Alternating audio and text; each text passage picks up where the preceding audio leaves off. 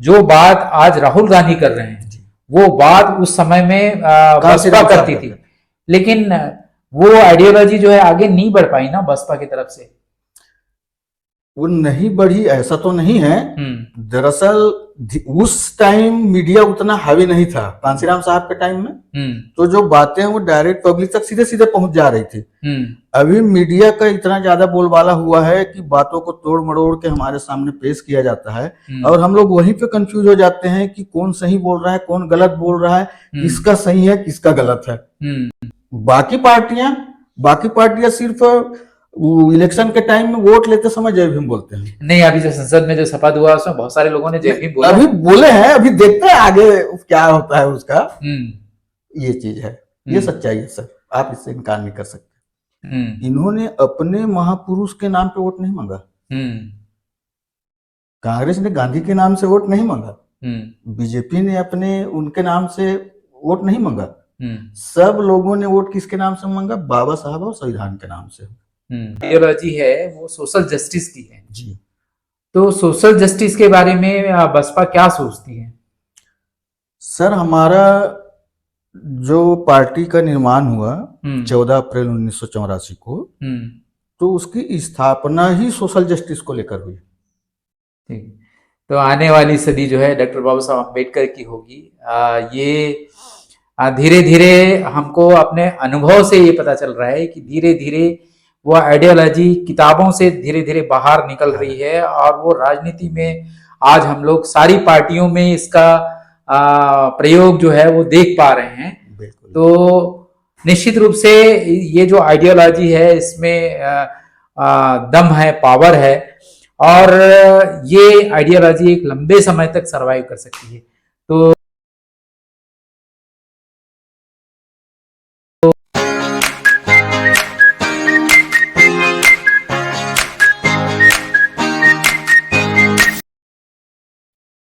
नमस्कार, आप देख रहे हैं सुकृति इंडिया। आज हमारे बीच में है प्रहलाद लाउत्रे जी। प्रहलाद लाउत्रे जी बसपा के जिला अध्यक्ष हैं और खास करके इस मोहला मानपुर क्षेत्र के, और ये इस पार्टी में लगातार पिछले 1 साल से काम कर रहे हैं। तो आज वो हमारे बीच में उपस्थित हैं। तो आज हमारे इस जो वार्ता वाले कार्यक्रम में, एक इंटरव्यू के कार्यक्रम में आपका हार्दिक स्वागत है। बहुत बहुत धन्यवाद सर जी।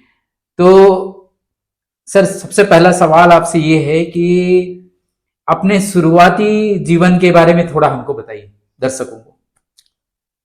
शुरुआती जीवन अब कुछ विशेष तो नहीं है मेरे जिंदगी में जी। मैं बहुत ही साधारण परिवार का आदमी हूँ। मेरे मॉम डैड हैं, 2 भाई और 2 बहन हैं। बड़े भाई साहब बस्तर में रहते हैं, प्रिंसिपल हैं वो। बहन एक मांगा टोला करके गांव है, वहाँ पे स्कूल में टीचर है। एक बहन मेरी यहीं जोग टोला में रहती है। मैं सबसे छोटा हूँ जी। और मैं हमेशा पिताजी और माँ के साथ ही रहा और उन्हीं के साथ खेती बाड़ी करते हुए कुछ अपने छोटे मोटे काम करते हुए फिर कॉलेज लाइफ में ये लगभग 1993-94 की बात है जब मैं बीएसपी के संपर्क में आया। जी। पढ़ाई कहाँ तक हुई है? मैं बीएससी किया हुआ हूँ। जी जी। मैथमेटिक्स में? नहीं, बायो में। जी। LCS कॉलेज अपना अम्बागढ़ चौकी, यहीं से मैंने बीएससी किया। और उसी टाइम में डॉक्टर नंदे जी करके थे, अभी तो गुजर गए वो, तो उनके सानिध्य में आया, उन्होंने बीएसपी के बारे में बताया। मैं तब से बीएसपी का वोटर हूँ। जी जी। तो ये जो बसपा की जो विचारधारा है जी, और आपकी जो पृष्ठभूमि रही है, क्या इसी विचारधारा से रही है या फिर आप में इस विचारधारा के लिए कोई बदलाव हुआ है? अब बदलाव तो नहीं कह सकता क्योंकि हमारे जो पूर्वज लोग हैं वो जब बाबा साहब ने नागपुर में जब उन्होंने धम्म दीक्षा दिया तो वहाँ हमारे दादाजी लोग गए हुए थे और हमारा गांव मूलतः महाराष्ट्र बॉर्डर से लगा हुआ है, इसलिए थोड़ा सा उस टाइम से ही मतलब ये मूवमेंट थोड़ा सा लगा हुआ है। तो लगा हुआ है मतलब ऑलरेडी उसी विचारधारा में है, तो आपको पार्टी में जुड़ने में आपको कोई तकलीफ महसूस नहीं हुई? राइट, ठीक है। तो इसके अलावा जो है आप वर्तमान मोहला मानपुर क्षेत्र में काम कर रहे हैं, जी। तो अभी क्या वर्तमान स्थिति है, कितने लोग यहाँ पर जुड़ पाए हैं और किस तरह के चैलेंजेस हैं आपको इस एरिया में? वर्तमान में भी स्थिति तो उतनी अच्छी नहीं है। ये अपना 2002 का जो समय था उसमें बीएसपी का यहाँ पे स्वर्णिम काल था, कह सकते हैं। 2002, ठीक है, 2002 का टाइम। यहाँ पे इधर अपना औंधी है, मानपुर है, मोहला है, अम्बागढ़ चौकी है, ये सभी तरफ हमारे कार्यकर्ता हुआ करते थे। अर्जुन सिंह ठाकुर वगैरह थे। तो काफी अच्छा मूवमेंट फैला हुआ था, वोटर भी काफी अच्छे थे। वही जो उस टाइम इलेक्शन हुआ था वहां पे हमारे अम्बागढ़ चौकी विधानसभा में लगभग 17,500 वोट हमको मिले हुए थे।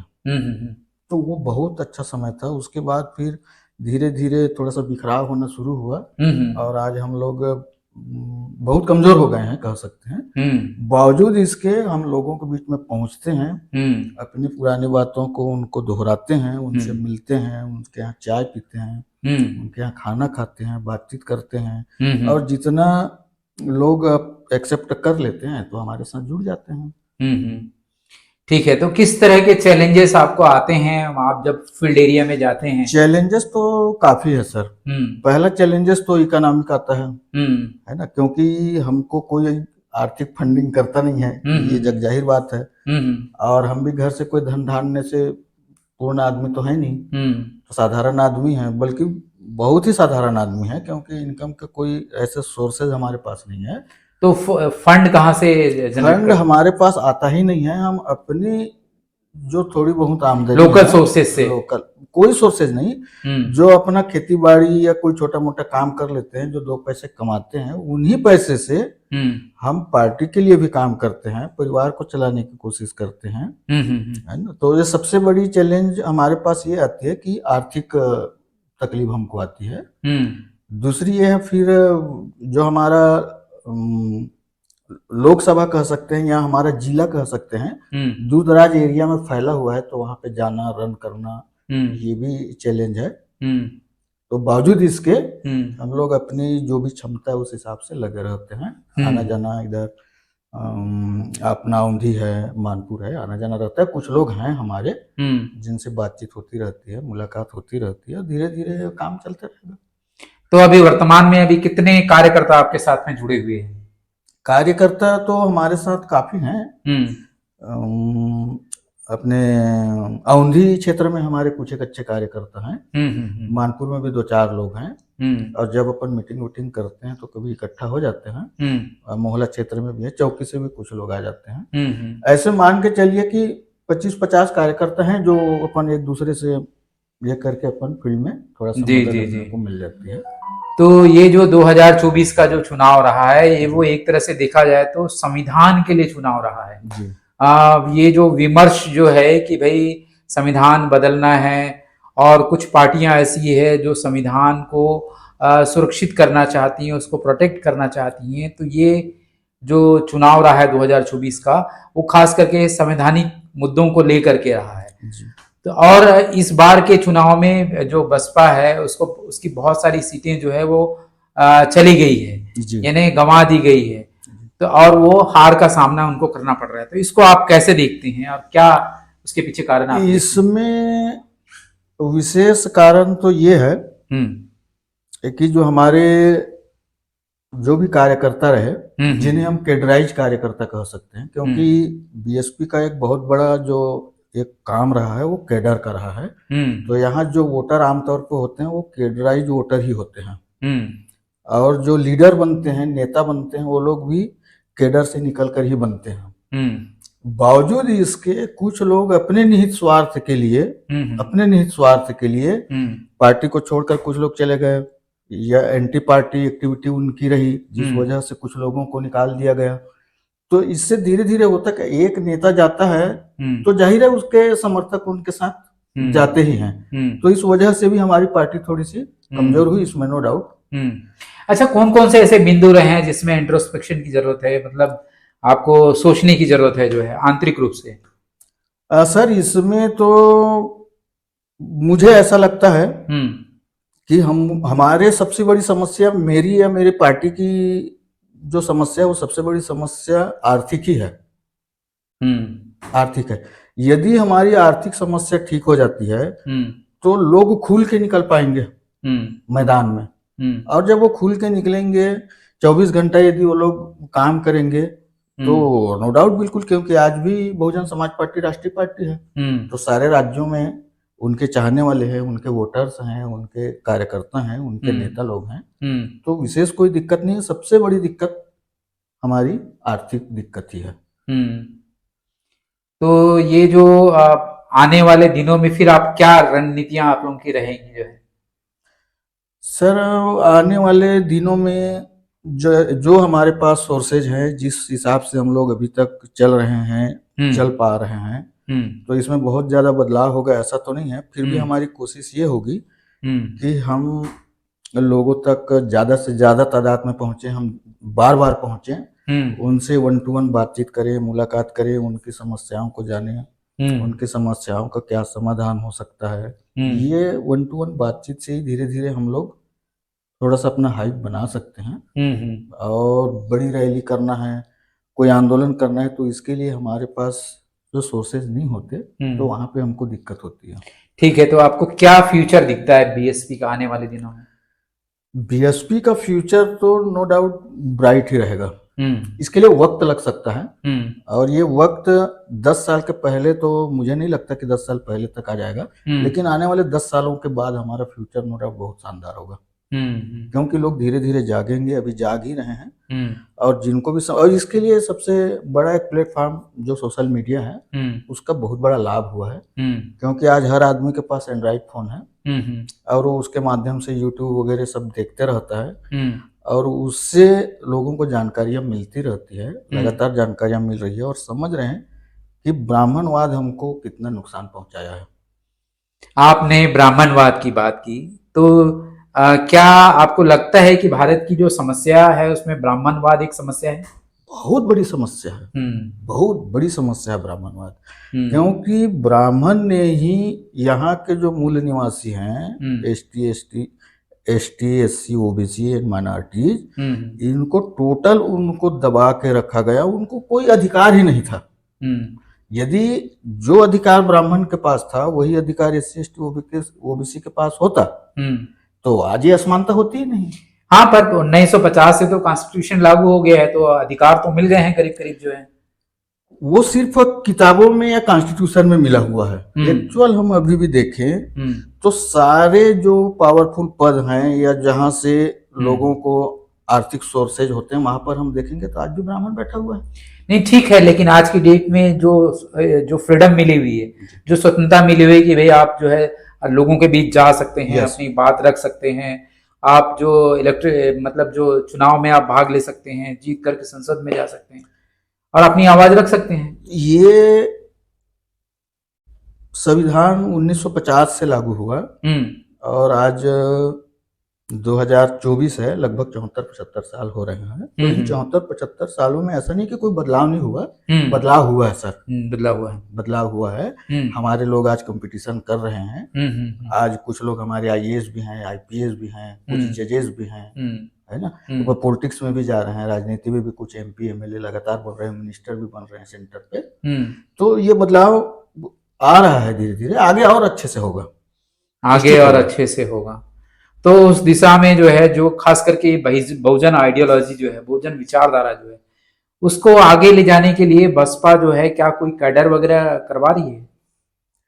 बीएसपी का जो आइडियोलॉजी है वो कैडर से ही हम लोगों तक पहुंचता है, और बीच में थोड़ा सा कैडर कम हो गया था, जिस वजह से थोड़े से। तो अभी कौन सा कैडर अभी एक्टिव है वर्तमान में?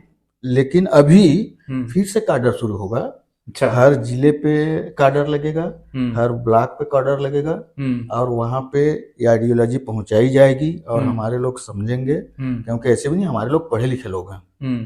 थोड़ा सा मिस्टेक तो होता ही है, थोड़ी सी इधर उधर की बातें आती है और लोग बहक जाते हैं, ये अलग चीज है, लेकिन हमारे लोग समझेंगे, और निश्चित आगे बहुत अच्छा होगा। अच्छा होगा, ठीक है। तो एक तो आपकी बहुजन आइडियोलॉजी होगी, और मेन जो आइडियोलॉजी है वो सोशल जस्टिस की है जी। तो सोशल जस्टिस के बारे में बसपा क्या सोचती है?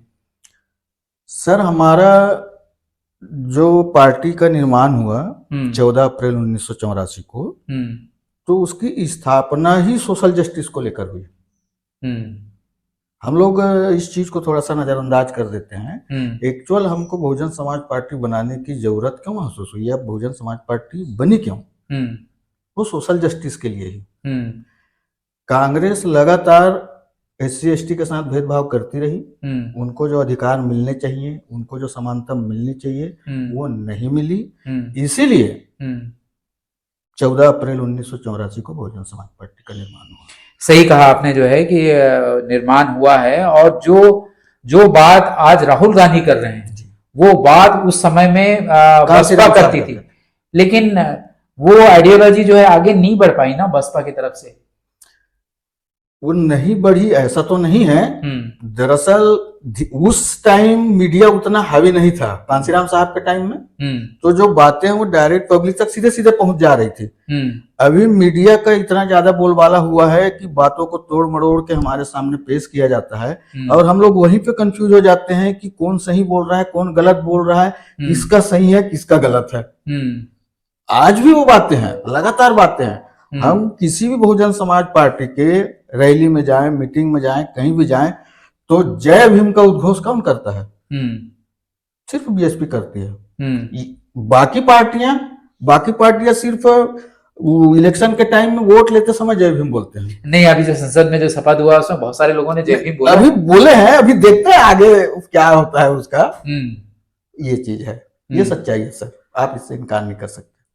हाँ, वो बढ़ा तो है, लेकिन धीरे धीरे हम देख रहे हैं जो ये जो आइडियोलॉजी है, जो जिसकी शुरुआत बसपा ने की है, वो आइडियोलॉजी आज पूरी जो लोकल पार्टियां हैं, वो सारी लोकल पार्टियां जो है वो ले रही हैं, और मुझे लगता है कि इसकी वजह से बसपा के वोटर भी जो है ना उस तरफ, दूसरी तरफ शिफ्ट होते दिख रहे हैं। सर, एक बहुत शानदार सवाल आपका रहा, और मैं इसका जवाब आपको ये देना चाहूंगा। आप जितना भी इलेक्शन कैंपेनिंग जो हुई अभी चली, जितनी भी पार्टियों ने किया, आप चाहे कांग्रेस देख लीजिए, चाहे BJP देख लीजिए, चाहे किसी को भी देख लीजिए, इन्होंने अपने महापुरुष के नाम पे वोट नहीं मांगा। कांग्रेस ने गांधी के नाम से वोट नहीं मांगा, BJP ने अपने उनके नाम से वोट नहीं मांगा। सब लोगों ने वोट किसके नाम से मांगा? बाबा साहब और संविधान के नाम से। ये सबसे बड़ा चेंज आया है सर। आगे ये राजनीति कहाँ जाएगी आप अंदाजा लगा सकते हैं। जो भी पार्टी उसको कैरी करेगी उसकी तरफ जाएगी। बिल्कुल, क्योंकि आने वाली जो सदी होगी वो बाबा साहब की होगी, बहुजनों की ही होगी। बिल्कुल होगी। ठीक, तो आने वाली सदी जो है डॉक्टर बाबा साहब अम्बेडकर की होगी। ये धीरे धीरे हमको अपने अनुभव से ये पता चल रहा है कि धीरे धीरे वो आइडियोलॉजी किताबों से धीरे धीरे बाहर निकल रही है, और वो राजनीति में आज हम लोग सारी पार्टियों में इसका प्रयोग जो है वो देख पा रहे हैं। तो निश्चित रूप से ये जो आइडियोलॉजी है इसमें दम है, पावर है, और ये आइडियोलॉजी एक लंबे समय तक सरवाइव कर सकती है। तो लाउत्रे सर, आज हमसे यहाँ पर बात करने के लिए बहुत बहुत धन्यवाद कि आपने अपना बहुत बहुत धन्यवाद सर, और जय भीम। उम्मीद करते हैं कि आपकी पार्टी उस विचारधारा को आगे बढ़ाएगी, और आगे भले आज जो भी परिस्थितियां हो, लेकिन आने वाले दिनों में इसके लिए डट करके काम करेगी, मुकाबला करेगी, और एक बहुजन आधार जो है वो बना पाएगी। तो आपका बहुत बहुत धन्यवाद। आप सभी को भी बहुत बहुत धन्यवाद देखने के लिए। हमारे चैनल को सब्सक्राइब कीजिए और शेयर कीजिए और लाइक करिए। बहुत बहुत धन्यवाद। Thank you. धन्यवाद आप सबका, धन्यवाद। जय भीम सर। जी, थैंक यू वेरी मच।